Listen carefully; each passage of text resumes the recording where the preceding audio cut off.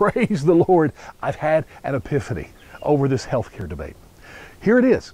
The healthcare debate really is not even about healthcare. Let me explain.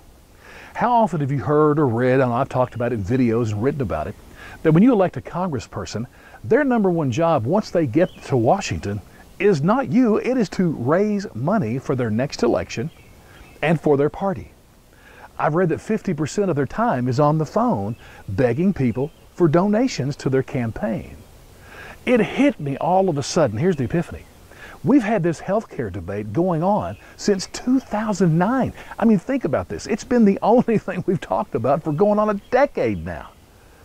And I used to think, why would anybody want to run for office and have to deal with this debate? I mean, really, it's a no-win situation for all, especially us who's trying to get health care.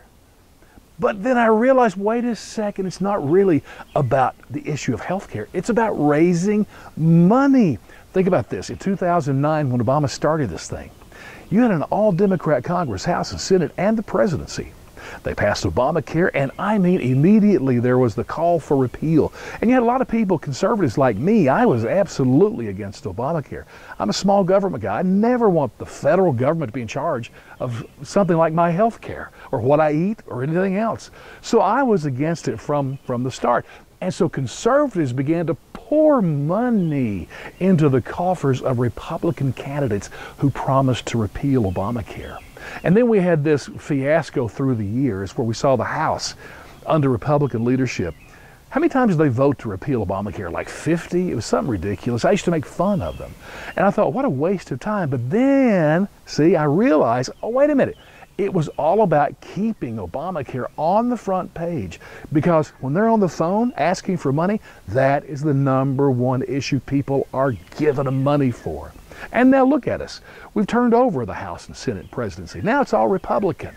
And the funniest thing of all, guess what Democrats are doing now on the phone? When they're raising money in 2018, they're probably going to run on Obamacare. And they're saying, listen, if you want to save Obamacare, you got to send us some money. We've got to run hard and strong, and we need lots of money to win. My friends, this is so pathetic. I don't even have the words to describe it. But I think I'm true. I think I'm right. You know what? It's all about the money. That's why we refer to Washington, D.C. and much of the federal government as a swamp. When it gets beyond doing what it really is meant to do by the Constitution, it is nothing but a fundraising scheme for the swamp. So once again, I say, you know what? Is there any way we can get our health care out of the hands of these people? I mean, if you want a reason not to have Obamacare, Trump care, anything having to do with the federal government, I mean, this would be it. Who wants politicians whose main goal is to raise money in charge of your health care? It makes no sense to me. Let's get it out of their hands, back in the hands of the individual where it should be all along.